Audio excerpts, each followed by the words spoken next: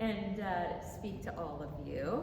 I promise I won't share my entire life story, just a little bit about my faith and how I decided to incorporate my faith into some of my jewelry designs. You already heard I've been in marketing most of my life, so I'll just tell you that I grew up in a big Irish Catholic family. My parents came from Iowa in the 50s and moved to La Jolla, and I grew up there in La Jolla with my four brothers, my sister, and my 29 cousins. So we had a very busy, fun neighborhood. And like many Catholic families, ours was centered around Sunday Mass, holidays, and celebrating the sacraments of our cousins and siblings, etc. And as a cradle Catholic, growing up, my faith was just sort of a part of me because it's what I lived every day. And I learned very early in life to lean on God, to lean on Jesus. And I remember as a young girl having, losing family members and different things. And I remember thinking back, I was thinking about it, that talking to Jesus and asking him to see me through those struggles from a very young age. So anyway, the Blessed Mother was also very special in our home. We had beautiful paintings, sculptures throughout our house, and my mother had the most beautiful rose garden, and she would tell us when we were out there helping her in the garden that they were Mary's favorite flower, so we needed to get our work done. And to this day, if you're ever in La Jolla and you want to see a beautiful rose garden, you can go visit my mom, who's 93, who has absolutely the most beautiful garden you've ever seen. Field trip. Field trip, exactly. Oh my gosh, would she be happy? You should see it right now. It's just incredible. She'd be here if she could, trust me. It's just too early. In my 20s, well, telling you a little bit about my jewelry and where it all fits in.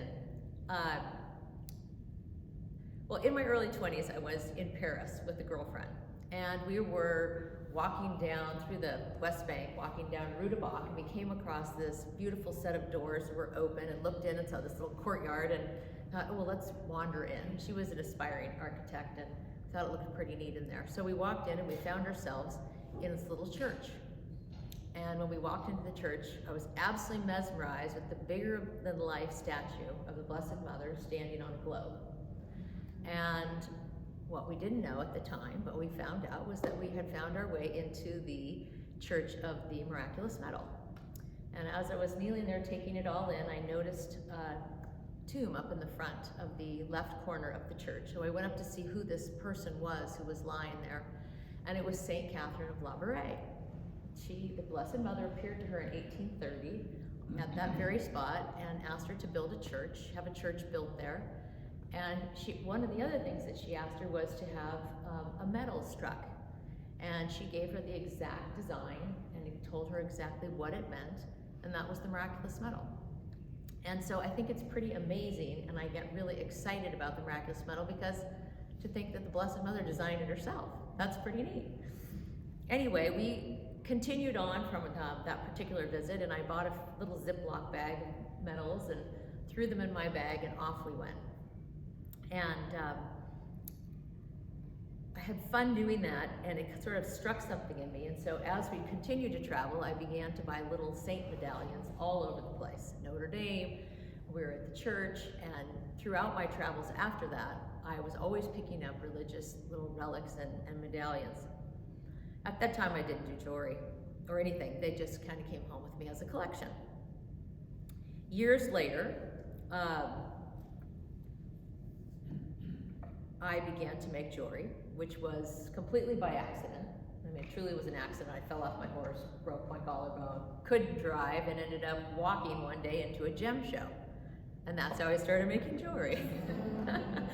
But as I started to make jewelry, which in the beginning was turquoise, lots of turquoise jewelry, I came across all my little saint medallions. And after beginning with the turquoise jewelry, one of the first pieces I made was called my Traveling Saint Necklace. And I created a charm necklace with all these little saints that I bought in my travels. And I made a couple of them, which I went on to sell, and I kept one. I have it back there on display just for fun. And that was really one of my very first pieces. After that, I came across that little Ziploc bag of the Miraculous Medals, and so I took one and put it on some tiny little seed pearls, and I began to wear it every day. And I wore it every day for years.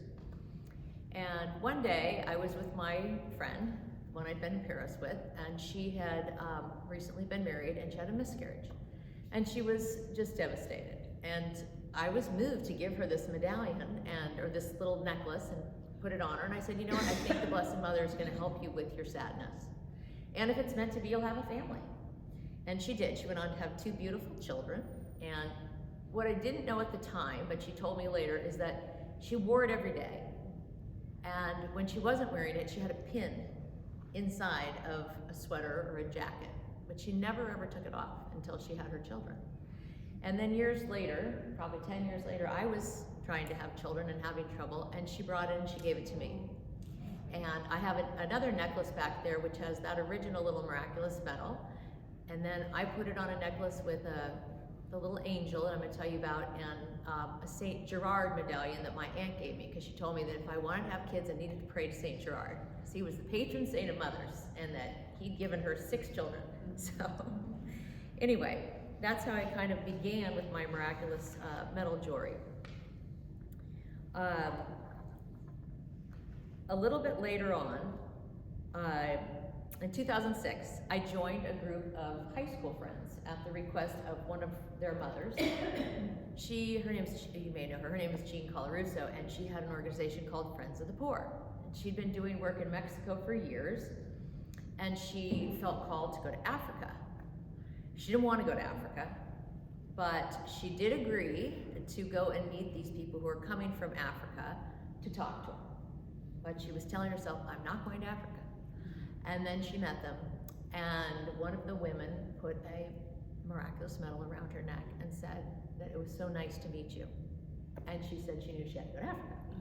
So she enlisted her daughter and a group of girlfriends that were in high school and said, we need to build a girls' school. So we built a secondary girls' school in Ida, Nigeria. And so when you were talking about the fact that people were not educated after the age of 13, you know, in Nigeria, women are not afforded that education unless they come from a wealthy family. So having no idea how we were going to pull this whole thing off, although Jean told us that God would provide, we held a tea in the backyard of our friend's house, and we started raising money. And it took us 3 years, and as we began, and my girlfriend who I was in Paris with was the architect. She designed the school, and we just went to work. Never been there. We got busy. We raised the money, and we needed to raise additional funds. And I found this little angel medallion, which was Raphael's thinking angel. So I bought a few and brought them back to the ladies, and I said, "What do you think? What if we sold these to raise additional funds?" Well, they loved it, so I ordered 1,000 angels, and we started to sell them. Well, they sold themselves, and everybody loved to wear them. They just made you feel good. And they gave us the opportunity to talk about the school. And the more we sold angels, the more we talked about the school, and the more money we raised. And in 2009, the QPEC Academy for Girls opened in Ida, Nigeria. And our first class was comprised of 35 young girls. They were all going to be live-in. Half of them were on scholarship by all of us, and the other half were able to pay a little to be there. And they went through the school. Each year we added a new class, and then we added a little bit more to the school. And our very first class, when they graduated, received a thinking angel. And they have a Facebook page called the QPEC Girls, which is darling. And our first 2 classes are in the picture back there over the fireplace. It is the most magical school. These girls are so grateful, and the nuns and the priests who are there are so amazing. Today there's over 350 live-in students, and it's been running since 2009. We gave the school to the Catholic Diocese, and so they run the school now. It's out of our hands, but it continues to raise beautiful, gifted, and educated young girls. So during that time, I was still doing jewelry, and when I had my children, I moved away from beading and went into manufacturing because I didn't want to have beads around the house with little people. And my first manufacturing job was doing a wedding ring, an engagement ring for one of my nephews. And so that turned into another nephew and then a nephew's friend. And so the bridal side of my business was born. And I have to tell you that I absolutely love working with these young guys. They come in, they know nothing, you know, they don't want to go to a jewelry store, and I'm so grateful that I can work with them at a wholesale price so that they could do is whatever they can with the little money that they have. And I've been put in situations where I've had conversations with these young people that they needed to be had before they got married. And that just had never been had. And I truly think that God has had a hand in that, because there's been some very interesting situations. So anyway, I love that. I love working with people who maybe have been married for a long time and want to change or modify their rings or whatever. I love those types of projects. They're just exciting to me. And I really love incorporating religious symbols as well into my jewelry designs. At first, I felt very conflicted about making jewelry that was religious. And then I began to realize that we need opportunities and we need openings to talk about our faith. And I found that it began to afford me these opportunities. And it also allowed me opportunities to teach people. So with the little saint necklaces that I was doing, I always included a little story about the saint. With the miraculous medals, gave me opportunity to talk about the Blessed Mother and filled them in about the chapel and her requests. And so I continued to include them, and I'm often inspired when I'm sitting in church or just with nature to keep going. Another little story I want to share, and then I'll wrap up, is about the Blessed Mother. I call it Blessed Mother beating breast cancer. I was having a jewelry show at my house, and one of the young gals who came to shop, who I believe is a parishioner here, bought this beautiful gold medallion of the Blessed Mother for her mother for Mother's Day. And when she left, she put it on for safekeeping. And when she left, she went on about her way.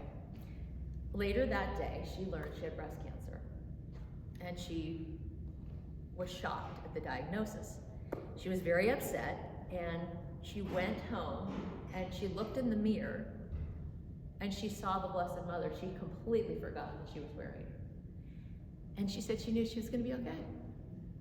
And she was. She had a heck of a fight, but she battled it and she won. She came back and bought the same medallion for her mom, because she kept that one. And she bought them for her daughters. And when she, about 5 years later, she was pronounced cancer-free. And she came back and bought Helen of Troy. And she said that she had seen it at the show, and she thought about how she fought till the end, and she decided she needed to wear that now because she's a warrior. So I love that story.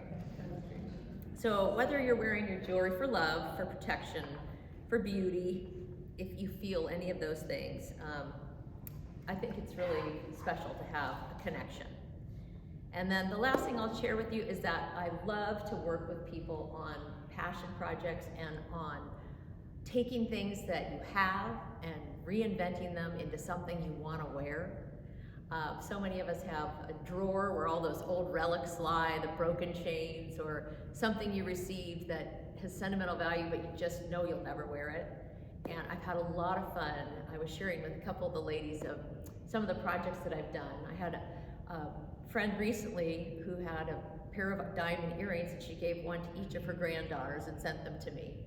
And we made them lovely little yards of diamond necklaces that they could wear every day. And I had another friend who received her mother-in-law's wedding ring, but she didn't want to wear it every day, but her husband loved that she had it. So we turned that into a special piece that she could wear every day. So there's a lot of fun to be had and a lot of great ways to pass jewelry on. My little story is that my father, before he died, gave me a little box that had tie tacks in it that had belonged to his grandfather. And they were all gold, and there was probably 8 tie tacks in there. And so shortly after he died, one of my nieces was going to graduate from high school. So I made one of the tie tacks into a ring, and my mother gave it to her for graduation. And we've continued that tradition through each of the granddaughters. And so we have another one who's graduating in May, end of May, coming up, so she'll receive a ring. And then my daughter and her cousin will be the last two, and so it's been a lot of fun. So there's a lot you can do with that. I know many of you have already seen the jewelry, but if you want to come back, I'll share that with you. Oh, and the last little thing I didn't tell you about, and I'd love to, is the latest pieces are the Miraculous Heart of Mary locket that's back there, which was created about a year ago. And then I found a family in the Czech Republic who paints tiny Limoges paintings. And they have hand-painted these tiny little depictions of the Blessed Mother. There's St. Michael, Our Lady of Perpetual Help, Our Lady of Lourdes. One of my favorite is St. Anne holding Mary. And those little tiny paintings come to me from the Czech Republic, and then I set them in 18 karat gold and gemstones. And so that's the most recent passion project that's back there. And on the left is a little display of my initial turquoise jewelry, the traveling saint necklace, and the little box with the tie tacks. Everything else is available, and I'm happy to talk to you if you ever want to do something that's personal. Thank you for letting me share my story.